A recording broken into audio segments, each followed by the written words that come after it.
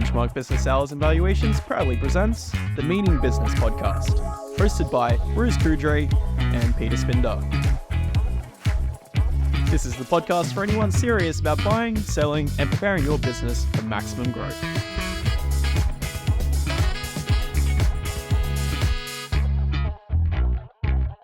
Hi, and welcome to Meaning Business, the podcast for small businesses from Benchmark Business Sales and Valuations. I'm Bruce Coudrey, the principal of Benchmark Business Sales and Valuations. So with me today is Peter Spinda. Thank you, Bruce. Welcome, Peter. Thank you again. So today what we thought we'd talk about is the market, the state of the market in Australia for small business sales. This podcast is about small business sales. It's not about movies or motorbikes or surfing or adventuring or climbing. It's about small business. So one of the very relevant things that we need to know when we're talking about small business is what the market's doing, because the market determines value, the market determines demand and supply. So it's important that we understand what the market's doing. So I thought we'd talk today about the publication that Benchmark puts out every quarter, which we call State of the Market. Which I think is absolutely perfectly timed in terms of many things. I mean, we know that we've got some economic challenges that are happening. We know globally the banking world is up and arms again, and who knows what's going to happen over the next 3 or 4 months. Yeah. I think you're right. It's really important as business owners that we're aware of what's happening in the external market, because that impacts internally what happens in our business. Yes. Yeah, exactly. So what is this meaning business? Okay, so that's the heading, but this document, we call it the State of the Market report. So we've been doing it for many years. A long time. I can't remember, probably 2006. I think maybe even before that we started doing that. I had a guy here today who used to work with us from 03 to 06, and I know we were doing it when he was with us. So we've been doing it a long time. But look, only recently we broke it down into state by state. Prior to that, it was just a national set of numbers. And it was really interesting maybe a year or two ago when we recognised that the markets are moving in different directions sometimes. For example, during the COVID period, Western Australia had a pretty much of a lockdown. And you could see that demand for certain industries and prices were changing in that market compared to other markets. So it was really prudent that we started to break this down to a state-by-state report. But what the report does, it provides information on certain business categories, not every type of business, but many. We talk about whether demand is up or down, whether value is up or down, and what the approximate return on investment we're seeing in those categories is. So we've got quite a few categories, and what we do is we measure demand by looking at the third-party website reports. So there's about 4 major third-party websites and our own that determine where we can measure demand from buyers in different categories. And then we look at value, comes from sales data. So 2 different sources for our information. One is demand and one is value. So the demand, just so I understand, so is this buyers inquiring through the portals, or is this how many listings there are for a particular type of business? No, it's a good question. So it's buyers inquiring. So just to try and give you some example or numbers, there's about 18,000 businesses for sale at any point in time in Australia, or that's got to that now. Years ago it was 14, 15, 16. Wow, it's 18,000 small businesses for sale. And we are able to see what kind of demand there is on business sectors. Now, what this report doesn't really show, and it doesn't really matter, I believe, but what's interesting is that about 40% of all buyer inquiries are in one sector alone. Do you know what that sector is? Good. Tell you. Let me have a think about Have a guess. So you can guess. There's one small business sector. I don't know if it's small business sector, but I'm thinking 3 supermarkets or childcare or service stations. No, none of those. None of those. No. My job. No, the 40% category is hospitality. Wow. Yeah, food, cafes, restaurants. Yeah. But then again, I'm thinking, okay, COVID, we had all these issues with restaurants. Hasn't changed. Really? Yeah. Isn't that amazing? Wow. So, but we don't put that in there. But what we do know, what we think is more relevant, is within each category, if demand is rising or falling, and whether values are rising or falling. Now, again, what we learned from doing this over many years, since 06 or 5, whatever it was, is that you would think that as demand for a sector increases, so too does value. Price goes up. Supply and demand, all right? And if demand drops, so does value, which happens a lot, but not. But in some cases, for whatever inexplicable reason, we can't even explain it. Sometimes you'll have demand rising values not increasing or values even declining. Maybe it could be because of interest rates or lending, or you'll see demand falling and values maintaining or even rising. Okay. Quite bizarre. So is that industry, state specific? Is there a particular reason do you think that would happen? Yeah, so it could be both. It could be industry specific and it could be state specific, but in many cases, there's all different scenarios, right? So you can have, I'll try and think of an example. We have seen demand falling and values rising in childcare.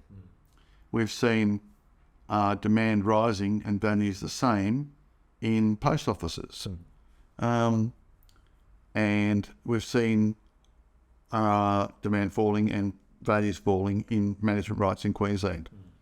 We've also seen, at a more interesting level, demand in some markets increasing for, say, transport and decreasing for transport in other sectors, in other geographic areas, and therefore values can be different in each market as well. So the more more data we gather over the years, the more information we get, the more we look at it, the more you study it, the more you see these little nuances and you think, this is really strange. And sometimes it's only the benefit of hindsight of a year or so when you can start thinking, appreciating why things are working the way they are. So this data that you've got, this is all data in hindsight. So we're looking back at Yes. Which I understand, why we want to do that. But I guess if I put on my business owner hat, I'm a small business owner, I own a bakery, for example, I'm just having a look at this here. Yeah. Question that I've got is, okay, well, why should I care? And why is this relevant to me, number one? And question number two is, how do I use this information? Yeah. What do I do with the information? Yeah. So the information is, first of all, the information is not just for business owners. It's really handy for accountants and lawyers and advisors, bank managers and so on, and other valuers who are valuing for lending to understand what data we have. Yep. So it's a great resource for those guys, accountants, for example, to be able to tell their client, look, your value, that your business is increasing or declining, or demand is increasing or declining based on what they get from us. Yep. And other resources. So it's a resource for those guys. But if you're a business owner, I think it's there's many benefits in knowing how the value is going. It's just like knowing how the value of your house is moving.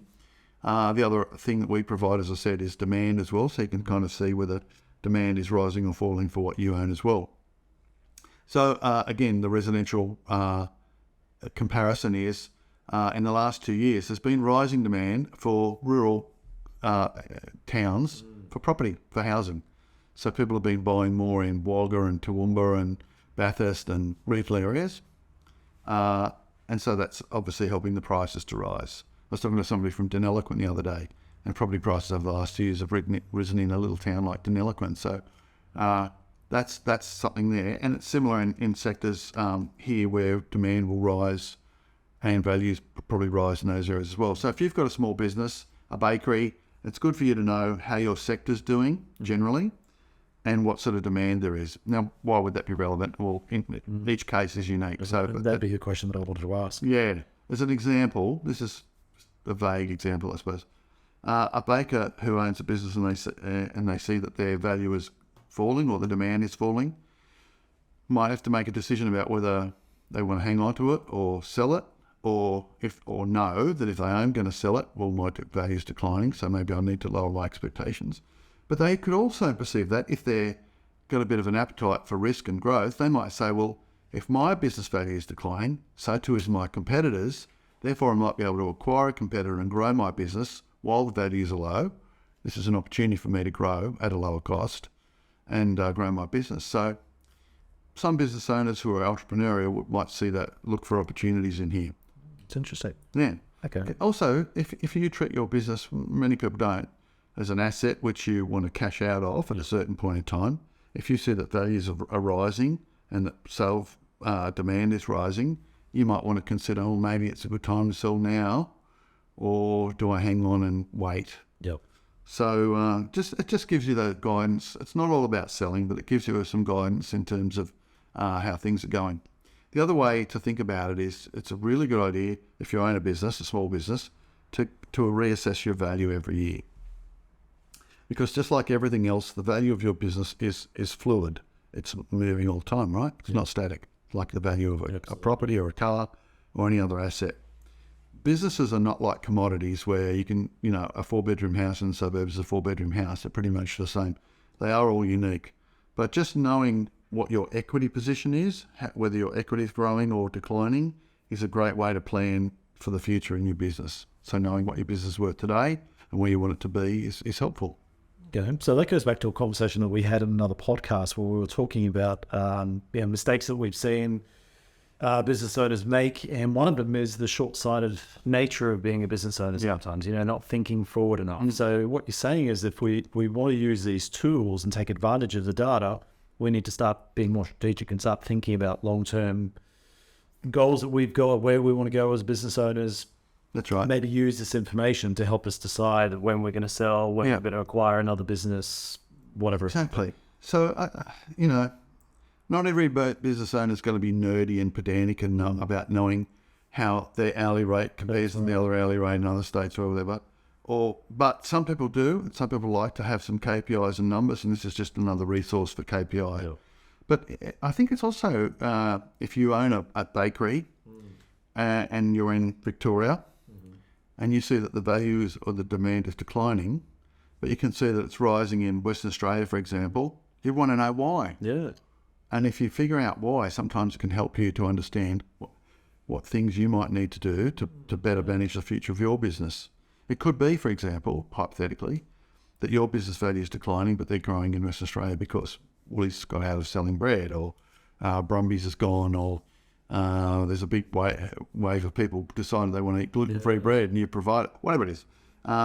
Just getting more data, more interest, more knowledge is going to help you to manage your business better. Yep.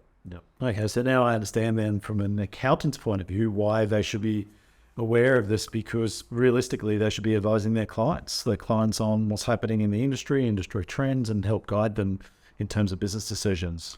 And now let me just elaborate on that. You're an accountant. You're working, let's say you're a really good accountant, so you're on top of every sort of issue that you need to be on top of. So CGT, GST, compliance, profit, gross profit margins, reporting, accounting, managing, whether it be Xero or some other software product, and you got your client, you're really good.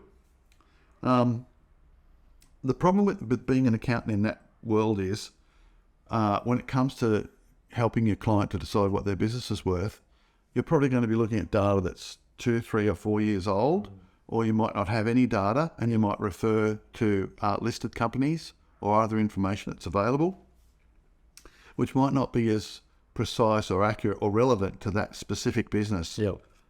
So I believe that this provides a better guide, a more up-to-date, so only 3 months old at any point in time. We do it every 3 months. It's regionally specific. It's still a guide. I mean, if we look here at, what have we got for catering and events in Queensland, it's between 33 and 100%. So that's a huge range. So it's a massive range. Yeah, massive range. So it's 3 to 1 times profit. And if we look at waste in utilities and infrastructure in Queensland, it's 16 to 33%. It's 16 to 30% in Victoria. It's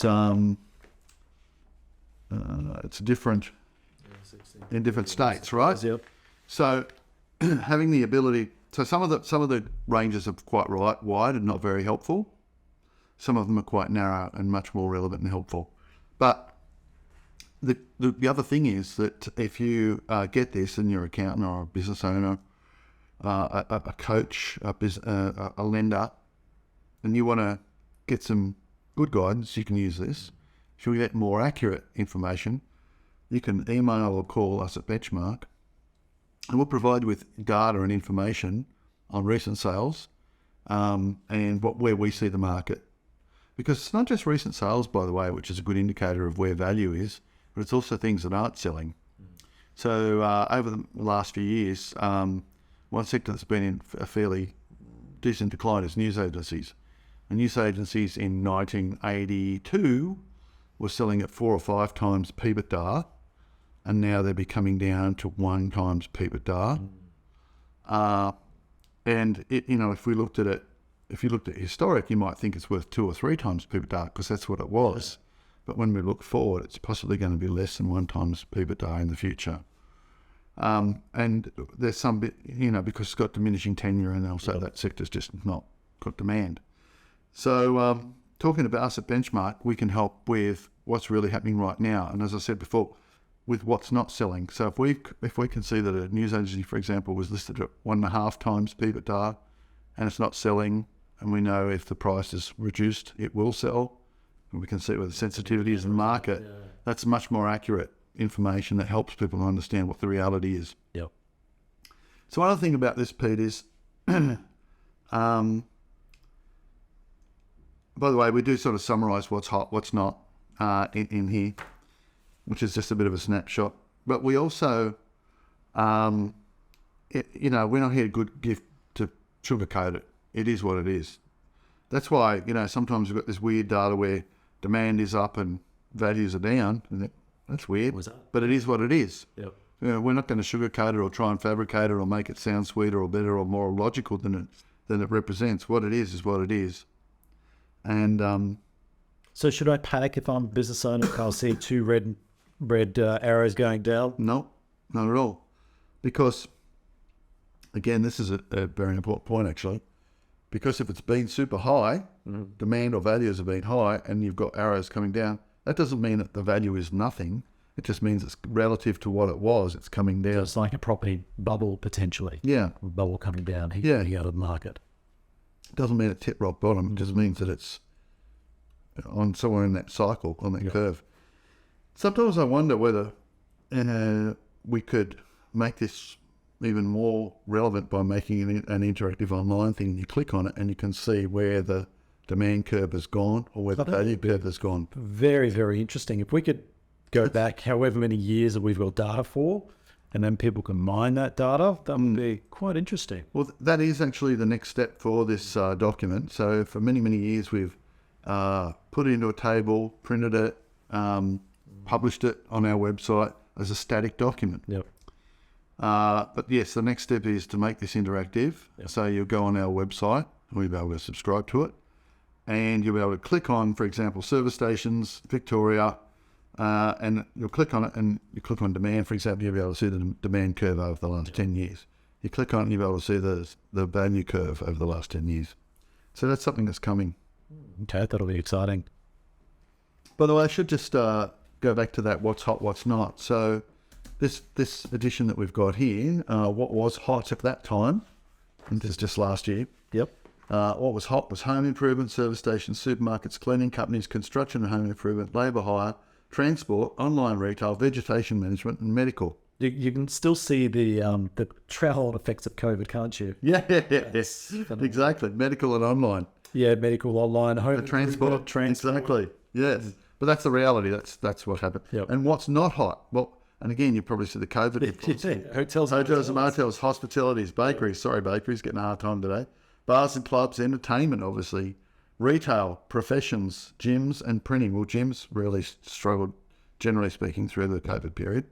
Don't know why printing's down, but that's interesting, isn't it? So you could theorize. You could say, okay, well, let's extrapolate this information out. You could say, okay, well, COVID lockdowns are over. Let's assume that we're going to go back to normality over the next 12 months.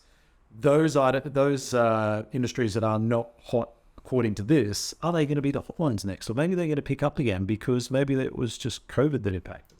Yeah, that's interesting. So there's generally been that 40% of demand of inquiry has been hospitality. Mm-hmm. So now that's a fairly high proportion. That's actually rising now that COVID's over, just starting to rise. Haven't seen a rise in venues yet, but I guess that should follow. We'll just see where the market goes. But yes, you're right. I think if we get on that interactive version, we might be able to go back and see what's happened in the past. Yeah. And so that what I was just talking about was what hot and what not. So that's demand. And then as opposed to values and prices, which is slightly different. So what had increased at this time was home improvement, service stations, supermarkets, rent rolls had increased. Didn't appear before. No, labour hire, transport, online retail, and facilities management. So they were areas where there was some rising demand. It could be because there was interest from public companies or acquisitions, or the sector had just become more profitable. Yep. And slightly differently, where value had reduced at this period was cafes, gyms, professions, retail, hospitality, hair and beauty, print and motels. So hair and beauty wasn't in the hot or not, but it's in the reduced value sector there. Again, I think that was probably a result of COVID at the time, same with motels. So we don't make the news, we just report the news. We don't make it. Don't shoot us. Yeah. So by the way, there's an interesting little fact here. I was just reading that. In March 2020, 13,500 businesses were listed for sale. In December 21, it was 10,400. And in March 22, 18,000 businesses for sale. So it's just interesting to see how the supply has changed as well. It'd be interesting to see and understand, of those 18,000, what do they look like? Are we talking about the buy a job sort of business where it's just one person with a van? Or are we talking a business with multiple locations or whatever it may be? And what's the value of those businesses? Are they over a certain value or under a certain value? So the VAT there is, within this information, it's that generally speaking, it's businesses up to 10 million. It could be higher than that value. And yes, it would be predominantly small businesses, and it would be predominantly within that sector by a job or jobs, when the owner works in the business. So I can't tell you exactly from state to state how many were businesses where the owners didn't work in it, but it would be the minority situation. Might be 40%. Yeah. So does that mean, if we look at these numbers, 18,000 businesses, does that mean that it's becoming more competitive to sell a business? Are you finding that your brokers are having to work harder? Yeah, that's a good point. So the supply, the number of businesses on the market grows and contracts. Yeah. But generally speaking, if we look at over time, it's growing. Yeah. And there are some sectors where demand significantly supply significantly outstrips and exceeds demand. Yeah. And there's other sectors where demand is high and the supply is very low. So to make it simple, childcare, not many for sale, heaps of people want to buy them. Hospitality, cafes, quite a few for sale, demand isn't really growing that quickly. So in hospitality or cafes, there's more for sale than there are buyers. So yes, if you're a seller or a business owner and you want to sell in that sector, it's hard. So you've either got to have really great marketing to stand out, have a really great offer, have a unique proposition with your business, have everything going for it, like a long lease and so on, because what happens is, I believe, is that buyers become like people looking to book a tour, a trip. Yep. So they get all these businesses laid out in front of them like travel brochures, right? Do we want to go to Spain or China or India? Where do we want to go? And they'll just pick the one that's the cheapest or represents the best value. Compare, tick, tick, tick, no, don't like it. Yeah, because if you're a buyer, you've got plenty to choose from. So you need to stand out, and it's not always about price, but price is going to be a pretty big factor. So does that mean that if I own a cafe in this sort of situation, then there's plenty of competition, should I, and I don't want to sell today right now, but should I start thinking about selling a business right now? So, if you're telling me that competition is probably heating up and there's more and more listings coming onto the market, does that mean that I should be doing things right now in my business to prepare it for sale so that I'm better ahead instead of anyone else? For sure. We've got many options as business owners, but generally speaking, we should always be, from the day we buy the business, considering our exit strategy. So I always say that, there's three plans everyone should have: business plan, marketing plan, succession or exit plan, right? And some people have a business plan. Some people sort of have a marketing strategy. Not many business owners have an exit strategy. Yeah. I don't know why. Maybe they don't want to think about getting out, or the business is their identity. That's who they are. Or they just don't think that far ahead. But for whatever reason, that one doesn't exist very often and it's not very common. But yes, people who have that plan in mind are going to do better than people who don't. Yep. And the other part of this is this: if you're a business owner, selling or moving out is only one option. One of the other options is understanding how you can grow or move yourself out of the business and turn that job into a business. And one way of doing that is having multiple outlets and operating them with management. Yep. So I'm talking about cafes, for example, where the demand is high. So the supply is high, the demand is less. So if I, instead of selling a cafe like everybody else's cafe, if I have, say, 4 or 5 cafes with a sort of a bit of a brand, and I don't work in it and they're managed, that's going to make them much more valuable than me working in there from 4 in the morning till 3 in the afternoon, like a dog. So that means that I've got to think like a business owner. I've got to think like an entrepreneur. Well, there's value in thinking that way. You don't have to, but if you do, you're going to get probably going to reap some solid benefits from that. Interesting. Okay. So taking that sort of line of thinking, so if I'm at, I don't know, let's say I'm at an Italian restaurant, I could either open up more Italian restaurants under the same brand, Yes. or could I do something else? Maybe make pizza bases on the side that I sell to other, Exactly. Yeah, of course. and use the facilities and the equipment and the staff that I had during the times when there's no one in my restaurant. Yes. Or you can make frozen lasagnas and sell in the Coles or to C-stores to sell as ready-to-eat meals. Yeah, of course. Most business owners should think about all the opportunities that they've got. You know, that old swap thing, sometimes with business owners, they start out, they see the strengths and the opportunities, but 6 years later, they're looking at the weaknesses and the threats, It's all too negative. Yes, they've got to remember that, that optimistic approach that they took at the start and continue with that in that vein. I actually like what you said. So that if I go back to that original question that I had, and I'm looking at Queensland, I'm looking at these bakeries, demand's going down, values going down. Now, if I own a bakery, I can be optimistic or pessimistic. I can look at this and go, oh my God, what's going on? Am I in a world of trouble? Or like you're saying, I have to look at this optimistically and go, okay, well, this is an opportunity for me. Yeah. And maybe I need to just do a bit of research or work out where the opportunities or gaps lie. Exactly. And take advantage of it. Because if no one else is making the move. Yeah. These things are going down, they're costing less. Yeah. People are still eating bread and buns and pies. Maybe I can buy a few others and brand them and market them, and I don't have to be in there at 4 or 3 in the morning making the dough anymore. I can get someone else to do that. And in fact, I'll just sort of go off on a complete tangent for a second, but if I'm that bakery and I'm reading this and I'm seeing online retail is hot, online retail values have gone up. I own a bakery. I might be wondering, how do I get into the online trade as it Should be.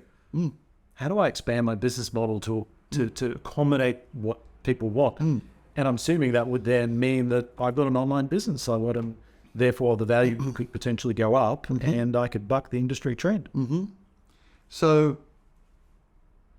getting this data, not in a one-off sense, but if you get it every quarter, you can start to understand how the market's moving. You start to get a feel for your opportunities or what I can do with my business or a sense of where this market's going. I mean, let's say that you had the benefit of foresight. In 2014, you own a news agency. You knew that the market was going to drop. What would you do? Either sell or you could go down two paths. You could sell or you could buy, depending on what you're buying, leases, all that sort of stuff. But you can make a decision. You know that you can do something about it. Yeah. I probably wouldn't just sit on my hands and go, okay, I'm just going to wait. No. Wait for what? My view is you sell or you change. Yeah. But the benefit of the information is that you've got the ability to make a decision about what to do. That's right. But we often think, oh, well, we don't know what the future holds. That's true. We don't. But we can certainly see where the trends are, and that's usually a fairly good indicator as to what's happening. Now, the longer we go back, the less accurate that trend is for where the future is. But the more short-term we're looking back, the more current it is, the more relevance it has to the future, I believe. So where do I get this from? So where does a business owner get this state of the market report from? Well, glad you asked. You go online at the Benchmark Business Sales website, and you can find it there under resources. You can subscribe to it. Fantastic. But pretty soon, as I said, we'll have an interactive document on there, and it will be something that's live all the time, just keeps changing all the time. So rather than being a third quarter, second quarter, fourth quarter, it'll just be what's happening today. Fantastic. Okay. So I think that's all we want to talk about there, Pete. Yeah? I didn't have any other questions. I was, I think, to the point. And that certainly gave me a lot more clarity around the document and how to use the document. And I think, as you said, accessing this on a regular basis at the moment is coming out quarterly. read up on it and contact the Benchmark office for questions. Yeah, I'll just say this one last thing. Because Benchmark's a national company, we've got offices in every state, we're probably one of the only companies that has access to data right across Australia. And I think, you know, because we sell so many businesses and across so many sectors, we specialise in so many specialist areas, we've really got data that probably nobody else can get their hands on. Yeah. So that's why we were able to provide this to people. Fantastic. All right. Thanks results. thanks Thanks, everybody Bruce. for joining us today. Thank you for listening and watching. Okay. Bye. Bye.